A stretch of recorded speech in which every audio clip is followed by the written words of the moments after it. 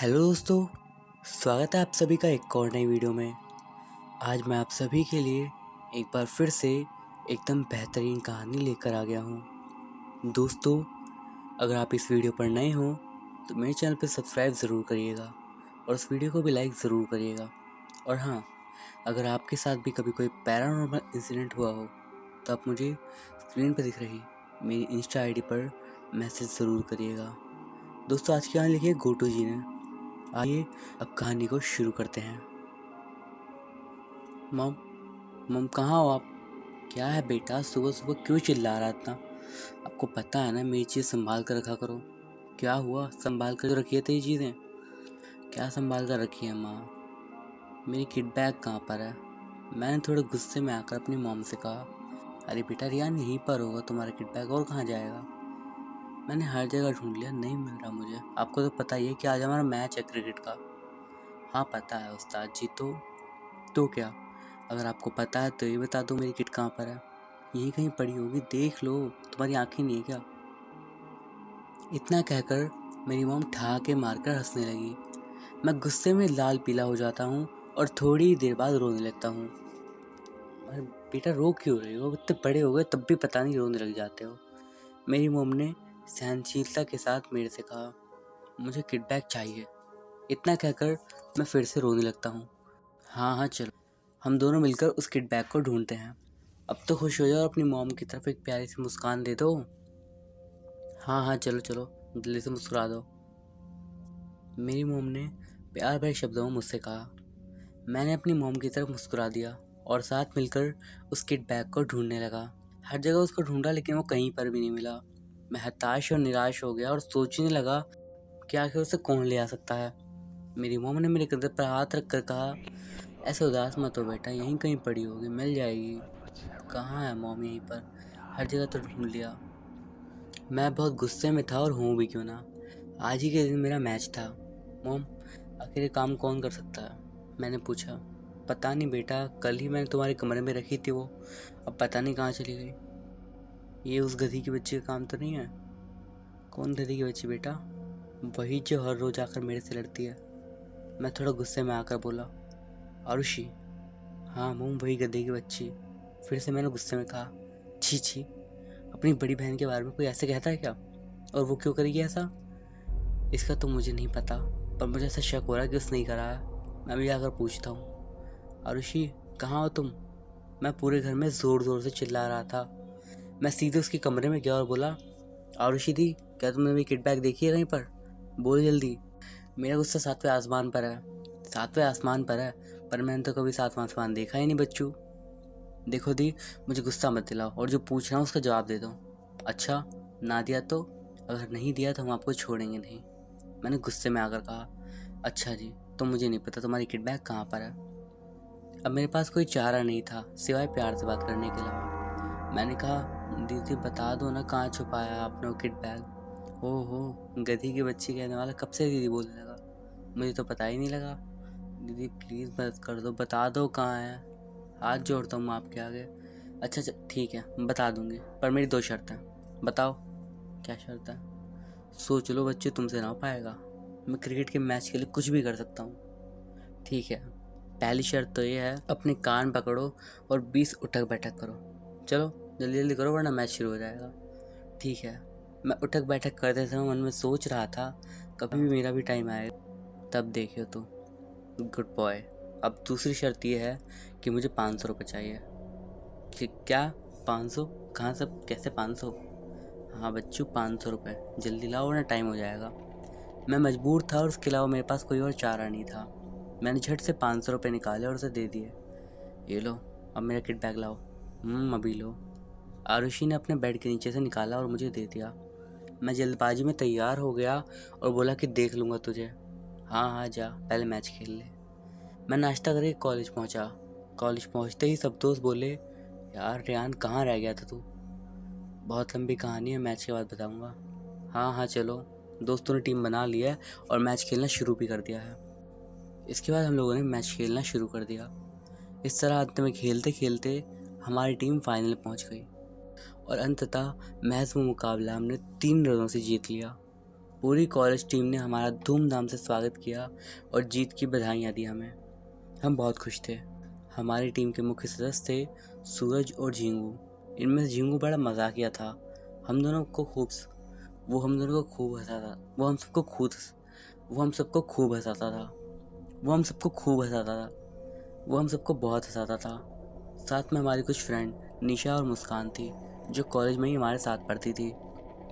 इन दोनों को हर वक्त घूमने की लगी रहती थी, और वो भी ऐसी वैसी जगह नहीं, कहीं भयानक जगह के रूप में। मुझे और सूरज को सिर्फ और सिर्फ क्रिकेट अच्छा लगता था और घूमने में इतनी दिलचस्पी नहीं थी। उसके बाद मैच जीतकर हम सब घर आ गए। मॉम, आज मैं बहुत खुश हूँ। हाँ, कौन सी अच्छी बात है? अरे मॉम, क्रिकेट का मैच जीतने के लिए ये देखो मेरी ट्रॉफी।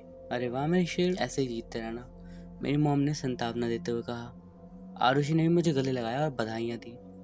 अगली सुबह जैसे ही मैं उठा तो मैंने देखा कि मुझे व्हाट्सएप पर मैसेज आए हुए थे, और वो मैसेज किसी और के नहीं बल्कि हमारे सारे फ्रेंड्स के थे, जो हमारी टीम के मुख्य सदस्य थे। उसमें लिखा था, रियान, क्रिकेट मैच जीतने की बहुत बहुत बधाई, और हाँ, अब मैच जीत गए हो तो ऐसे काम नहीं चलेगा, बल्कि हमें पार्टी चाहिए, और वो भी ऐसी वैसी जगह पर नहीं, बल्कि ऐसी जगह पर जहाँ पर कोई ना गया हो। ये सारे मैसेज थे सूरज, झींगू, निशा और मुस्कान के। मैंने रिप्लाई किया, ओके डन। मैं फ्रेश होने चला गया और फ्रेश होकर नाश्ता करके नीचे आ गया। नाश्ते में क्या है आज? आलू के पराठे हैं, खा ले। वाह, आलू के पराठे, अब तो मज़ा आएगा। जैसे ही मैं नाश्ता करने लगा, अचानक आरुषि ने मेरा हाथ पकड़ लिया और बोली, ये पराठे मेरे हैं, इन्हें हाथ मत लगाओ। मैं हाथ नहीं लगाऊंगा, मैं तो सिर्फ मुंह लगा रहा हूँ उन्हें, समझी? अब तू नहीं बचेगा बच्चू। तूने भी आरुषि का गुस्सा देखा ना, ये तूने भी आरुषि का प्यार देखा ना, गुस्सा भी देख। इतना कहकर वो मेरे पीछे दौड़ने लगी पर मैं उसके हाथ नहीं आ रहा था। कभी मैं मेज पर चढ़ जाता तो कभी दीवार पर, और इस तरह मैंने उन्हें थका दिया। अचानक वो बैठ गई और मैंने पूछा, थक गए क्या? नहीं बच्चू, सोच रही हूँ तुमने वो आलू के पराठे वहीं डाइनिंग टेबल पर छोड़ दिए हैं। आरुषि के इतना कहते ही मैं टेबल की तरफ दौड़ा, लेकिन इससे पहले ही वो वहाँ पहुँच गई। ओह शिट, दीदी देखो, आलू के पराठे हमारे हैं, तो प्लीज़ उन्हें हाथ मत लगाओ। अच्छा, मैं हाथ नहीं लगा रही, सीधा खाऊंगी, ओके? अगर पराठा चाहिए तो मेरे पास आओ। मैं उनके पास चला गया और जाते ही उन्होंने अपना बदला हमारे दोनों कान खींच कर ले लिया। तभी इतने में ही हमारे कॉलेज के फ्रेंड्स आ गए। मैंने उन्हें देखकर कहा, क्या भाई, सब बैग वैग कहीं अमेरिका जाने का प्लान है क्या? भूल गया क्या घूमने जाना? हाँ वो तो मुझे पता है, पर आज ही? हाँ, क्योंकि आज ही मौसम भी बढ़िया है। हाँ वो तो बात ठीक है, लेकिन जाएंगे कहाँ पर? काली पहाड़ी। क्या? काली पहाड़ी पर? काली पहाड़ी? ये कौन सी पहाड़ी है बे, और कहाँ पर है ये? भाई यहाँ से 100 मील दूर गुड़ियापुरी नगरी में ये पहाड़ी है। और हाँ, अक्सर लोग उसके बारे में कहते हैं कि वहाँ पर कोई नहीं जाता, क्योंकि वहाँ पर किसी गुड़िया का साया है। क्या? गुड़िया का साया? हाँ यार रियान, हम वहाँ जाएंगे और देखेंगे कि आखिर क्या राज है उस पहाड़ी का। हाँ, हम सब वहाँ पे चलेंगे। मुझे घूमना पसंद तो नहीं है, लेकिन तुम सब जा ही रहे हो तो अब मैं क्या ही कहूँ। मैंने उन सबसे कहा, तो फिर देर किस बात की, जल्दी से बैग बांधो और तैयार हो जाओ, मेरे दोस्तों ने मुझसे कहा। फिर मैंने जल्दी से अपना बैग बांधा और मैं तैयार हो गया। बैग में जितना भी ज़रूरी सामान लेना था वो मैंने सब ले लिया। मॉम और दीदी की आज्ञा लेकर हम निकल पड़े उस गुड़ियापुरी नगरी के लिए, जहाँ थी वो काली पहाड़ी। यार रियान, इतना लंबा रास्ता हम कैसे जाएंगे? निशा बोली। हाँ यार रियान, देखो रात भी होने वाली है और आसपास कोई घर भी नज़र नहीं आ रहा। सभी दोस्तों ने मुझसे कहा। मैं क्या करूँ, मुझसे क्यों बोल रहे हो? मैं तो आना भी नहीं चाहता था, प्लान भी तुम लोगों का है। क्या करें, फिर वापस चलें? मैंने अपने दोस्तों को बड़े ही मजाकिया अंदाज में कहा। नहीं यार, वापस तो नहीं आएंगे, इतना आगे आए हैं। तो ठीक है, लेकिन आगे क्या होगा उसका मुझे मत कहना। अरे यार, ये सब काम इस लंगूरनी निशा के हैं, बड़ी जल्दी रहती है इसे घूमने की। बोलो, हजारी चाचा को बुलाओगी क्या हमारा भविष्य देखने के लिए? मेरे इतने कहते ही सभी लोग मजाकिया अंदाज में हंसने लगे और साथ में ज़ोर ज़ोर से ठहाके मारने लगे। लंगूर की औलाद, तुझे नहीं छोड़ूंगी आज, निशा ने गुस्से में कहा। अरे चल चल, बात छोड़, पहले पकड़ के तो दिखा, मैंने निशा से कहा, पकड़ूंगी नहीं, तुझे आज जकड़ूंगी, और ऐसा जकड़ूंगी कि ज़िंदगी भर याद रहेगा। आज मुझे कोई नहीं रोक सकता, क्योंकि आज मेरा गुस्सा 7वें आसमान से भी ऊपर है। वो क्या बोलते हैं उसको? ब्रह्मांड। मुस्कान बोली, हाँ वही ब्रह्मांड। ब्रह्मांड में चारों ओर फैल गया हमारा गुस्सा, इसलिए इस लंगूर की औलाद को मुझसे आज कोई नहीं बचा सकता। इतना कहकर और गुस्से में तिलमिला होकर वो मेरे पीछे दौड़ने लगी। किसी तरीके से मेरे दोस्तों ने उसको रोका और कहा, रुक जाओ, इतना गुस्सा अच्छा नहीं होता। हाँ सही बात है, और वैसे भी गुस्सा सेहत के लिए हानिकारक होता है। क्यों लंगूरिया, सही है ना? देख लूँगी बंदा तुझे, आज इन लोगों ने बचा लिया तेरे को, अगली बार खा जाऊँगी तुझे एक डायन की तरह। उसके इतना कहते ही मैं ज़ोर ज़ोर से हंसने लगा और कहा, चलो वो दिन भी आ जाएगा। फ़िलहाल अभी रात होने वाली है और मुझे लगता है कि आगे जाना ठीक नहीं होगा, तो इसलिए आज रात के लिए यहीं पर टेंट बना लेते हैं और रात यहीं बिताते हैं। मैंने उन सबसे कहा, हाँ रेहान तुम सही कह रहे हो, रात होने ही वाली है और ऐसे में आगे जाना ठीक नहीं होगा। ठीक है चलो तैयारी करते हैं, टेंट लगाते हैं। फिर हम सब लोग तैयारी में जुट जाते हैं और एक बड़ा सा टेंट लगाते हैं, जिसमें रहने की, खाने की और सोने की सारी व्यवस्था करी हुई थी हमने। काफ़ी रात हो गई थी और हम सब ने खाना खाया और उसके बाद हम सभी लोग सो गए थे। हम जिस जंगल में रुके थे उसमें से भयानक जानवरों की आवाज़ आ रही थी। वो जंगल दिन में जितना खूबसूरत था, रात में उतना ही भयानक भी। उसमें बड़े बड़े पेड़ और लताएं रात को इस तरह नज़र आ रहे थे मानो जंगल ना होकर कोई भूतिया जगह हो। हम सब अब रात में गहरी नींद में सो रहे थे कि तभी अचानक से निशा की आँख खुलती है और वो जाग जाती है। उसने पाया कि कोई इंसान है जो कि हमारे टेंट के पीछे बैठा हुआ है। हम सभी लोग गहरी नींद में सो रहे थे, इसीलिए निशा ने हमें जगाना ठीक नहीं समझा और वो हमें बिना बताए चुपचाप तंबू से बाहर निकल गई। और अब जब उसने बाहर आके देखा तो बाहर कोई भी व्यक्ति नहीं था, जबकि उसने अभी अभी वहाँ पे किसी को देखा था। निशा दंग रह गई और उसने सोचा, अभी अभी तो मैंने देखा था यार यहाँ पे कोई, शायद ये मेरे मन का भ्रम होगा। इतना कहकर वो जैसे ही तंबू के अंदर जाने लगी, उसने देखा कि जो व्यक्ति तंबू के पीछे बैठा था, असल में अब वो एक बड़े से बरगद के पेड़ के नीचे बैठा है और वो धीरे धीरे बड़बड़ा रहा था, सर्वनाश होगा, सर्वनाश होगा, सर्वनाश होगा। ये सब कुछ देखकर निशा डर गई और उसके पैर आगे नहीं चल पा रहे थे। वो ऐसी स्थिति में थी कि मानो उसे लकवा मार गया हो और पूरा बदन डर के मारे उसका काँप रहा था। इसके बाद वो अचानक से बेहोश होकर नीचे गिर गई। हम सब ने उसके गिरने की आवाज़ सुनी और दौड़कर बाहर निकल आए। निशा क्या हुआ तुम? हम सब चिल्लाने लगे। सूरज लगता है बेहोश हो गई है। पर यार कैसे? ये तो नहीं पता, जल्दी से उसे उठाओ और तंबू में ले चलो। हाँ। फिर हम सब निशा को तंबू में ले आए और वहाँ पर उसके मुंह पर पानी के छींटे मारे। थोड़ी ही देर में उसे होश भी आ गया। हमने पूछा कि क्या हुआ, इतनी रात को तंबू से बाहर क्यों निकली थी तुम? हम सभी ने उससे बहुत से सवाल किए, लेकिन उसके जवाब में उसने कुछ नहीं कहा। हमने सोचा इस स्थिति में उससे बात करना ठीक नहीं है, क्योंकि उसको अभी अभी होश आया है। देखो निशा को अभी भी होश आया, तो मुझे लगता है कि अभी सवाल पूछने के बजाय इसे आराम करवाना चाहिए, ये उसके लिए बेहतर रहेगा। मैंने अपने दोस्तों से कहा, हाँ रियान यार सही कह रहे हो, अभी इसे आराम करने दो, ये इसके लिए ठीक रहेगा, क्या पता अभी कुछ याद ही ना हो उसे। दोस्तों ने कहा, हाँ हाँ ठीक है। कुछ देर बाद सभी लोग निशा के पास गए और उसके पास जाकर मैं बोला, निशा क्या हुआ था तुम्हारे साथ रात में जो तुम बेहोश हो गई थी? क्या तुम्हें कुछ दिखा? देखो घबराने की कोई ज़रूरत नहीं है, तुम आराम से हमें बता दो, हम सब तुम्हारे साथ हैं। मैंने उससे सांत्वना देते हुए कहा और साहसपूर्वक विचार में उससे कहा।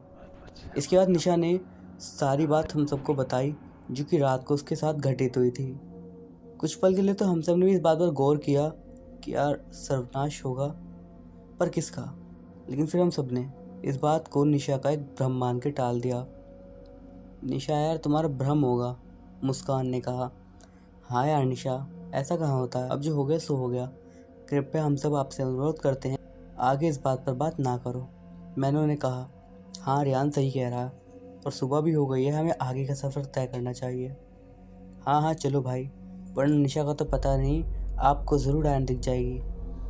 सभी हंसने लगे और फिर मैं भी आगे के सफ़र को तय करने के लिए निकल पड़ा। अब हम गुड़ियापुरी नगरी के बहुत करीब पहुंच गए थे।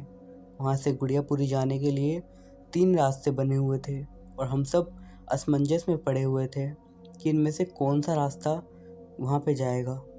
पास ही में रोड के किनारे एक चाय बेचने वाले की दुकान थी और चलते चलते हम काफ़ी थक भी गए थे। अरे सुनो भाई, मैं तो रुक रहा हूँ चाय की दुकान पर, पीनी है तो पी लो, क्या पता ज़िंदगी रहे ना रहे। उसकी बात पर सभी लोग ज़ोर ज़ोर से हंसने लगे और एक दूसरे की तरफ देखने लगे। हाँ भाई, जैसे तुम्हारी इच्छा वैसे कर लो। हम सब उस चाय की दुकान पर गए और चाय वाले से 5 चाय बनाने के लिए कहा। उसने फटाफट चाय बनाकर दी और हम उसे पीने लगे। हम सब चाय पीते ऐसी बात कर रहे थे कि कौन सा रास्ता लेना चाहिए। उसने हम सबकी बातें सुन ली, पर वो कुछ कह नहीं रहा था, बस हमें घूरे जा रहा था। भाई तुम्हें कुछ पता है क्या, गुड़ियापुर नगरी जाने के लिए कौन सा रास्ता है इन तीनों में से? सूरज ने बोला। चाय वाला जवाब में कुछ नहीं बोला, बल्कि ऐसे ही घूरता रहा।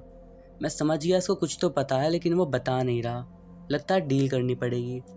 मैं उठकर उसके पास गया और थोड़ा साइड में जाकर पैसे देकर और अकेले में उससे बात करी।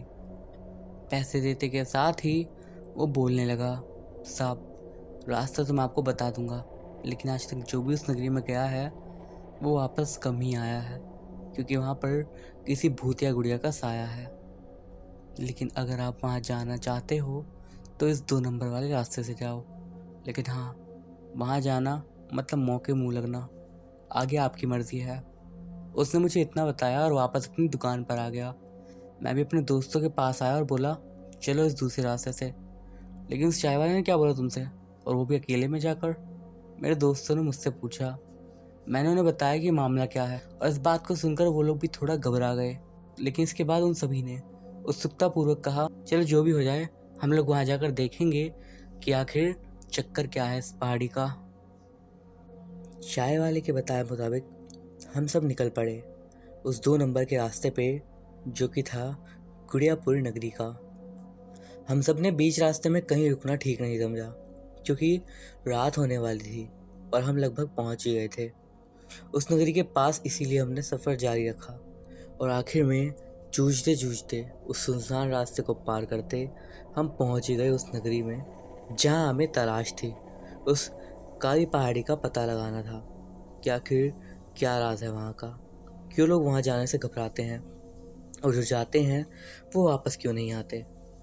आज हम सबको इन सारे सवालों का जवाब मिलने वाला था शायद। भाई साहब, क्या हमें रहने के लिए यहाँ पर जगह मिल सकती है? मैंने नगरी के एक होटल मालिक से पूछा। जगह मतलब यहाँ रहने के लिए क्यों आए हो? नहीं नहीं, सिर्फ 1 दिन के लिए हमें यहाँ पर रहना है, रात बहुत हो गई है ना। मालिक का कहना था कि वो 1 दिन के लिए रूम नहीं दे सकते। पर यह सुनकर हम सबके चेहरे मायूस हो गए और फिर हम सब ने उनसे रिक्वेस्ट करते हुए कहा, देखो आपकी भावनाओं को मैं अच्छी तरह समझता हूँ, लेकिन आई एम सॉरी, इससे कुछ भी नहीं हो सकता। लेकिन हाँ, एक जगह है जहाँ पर तुम लोग एक रात तो क्या, जितनी रात चाहे उतनी रात रह सकते हो, उस मालिक ने कहा। कौन सी जगह, जल्दी बताइए, हम सब ने उत्सुकता से पूछा। यहाँ से आगे जाते ही नगरी के बीच में एक पुराना सा खंडर है, जो कि काफ़ी सालों से वीरान पड़ा है। वहाँ पर नगरी के लोग जाने से डरते हैं, क्योंकि उनका मानना है कि खंडर प्रेतों की बस्ती है। अब आप लोगों की मर्जी है, जाओ मत जाओ, मैंने रहने का इंतज़ाम बता दिया, अब आपको रहना होगा तो रह लो। उस मालिक ने हम सबको एक बात बताई। मैंने अपने दोस्तों की तरफ देखा और सबने हाँ में हाँ मिला दी। ठीक है, हम चलते हैं, आपका बहुत बहुत शुक्रिया, ऑल द बेस्ट, ध्यान रखना। उसके कहे अनुसार हम नगरी के बीच आ गए और देखा कि वो खंडर बहुत ही पुराना था। वो एकदम जड़ से युक्त था। वह बाहर से एक खौफनाक दरवाजे की तरह दिखाई दे रहा था। शायद यही कारण था कि नगरी के बीचों बीच होने पर भी इसके आसपास कोई घर बसावट नहीं थी। बाप रे, इतना भयानक खंडर हमने आज तक नहीं देखा। ऐसा लग रहा है बहुत ही ज़्यादा भयानक है ये। शायद अंकल सही कह रहे थे कि यहाँ पर प्रेतों की बस्ती है। मैं तो बाहर के नज़ारे से ही संतुष्ट हूँ कि अंदर जाने की हमें कोई ज़रूरत नहीं है। तो मत जा, तुझे कौन कह रहा अंदर जाने को, निशा कहती है। अंदर क्या काम है, तुम जैसी डायन बाहर खड़ी हो तो क्या करूँगा मैं? इस बात पर सभी लोग हंसने लगे। निशा कहती है, चुप रहो, मैं किसी से नहीं डरती, और हाँ, मैं अंदर जाऊँगी और तुम सबके साथ। हाँ हाँ, क्यों नहीं, अंदर हमें एक डायन मिल जाए और उससे हम लड़ नहीं पाए तो क्या? निशा ने मुझसे कहा, तुम हो ना आखिर एक डायन, डायन से नहीं लड़ोगी तो क्या हमसे लड़ोगी? निशा बहुत गुस्से में थी, लेकिन इतने में मैं कहता हूँ, चलो ये सब बाद में करते हैं, पहले सोने की तैयारी कर लेते हैं। क्यों दोस्तों? हाँ। हम सभी ने टॉर्च निकाली और खंडर के दरवाजे को खोल दिया। खोलते ही उसमें से एक चमगादड़ का झुंड बाहर आ गया। हम सब उनसे बचे और फिर अंदर मिलकर प्रवेश करा। अंदर का दृश्य बहुत ही अजीब और खौफनाक सा था, क्योंकि वहां पर हमें नजर आ रहे थे पशुओं के कंकाल ही कंकाल। दीवारों पर अजीब से चित्र बनाए गए थे। हमने रहने की जगह साफ करी और कंबल को बिछाया और फिर वहीं पर सो गए। उस खंडर के पास अजीब अजीब रोने की व हंसने की आवाज़ें आ रही थी। अचानक सोते वक्त मुझे महसूस हुआ कि कोई मेरा कंबल खींच रहा है। मैं नींद में था, इसलिए मैंने सोचा कि हवा के होने के कारण ऐसा हो रहा है, तो मैंने ध्यान नहीं दिया। लेकिन अगली बार वही घटना फिर से हो गई और इस बार तो मुझे बिल्कुल अलग लग रहा था, क्योंकि मेरा कंबल एकदम से साइड में चला गया था।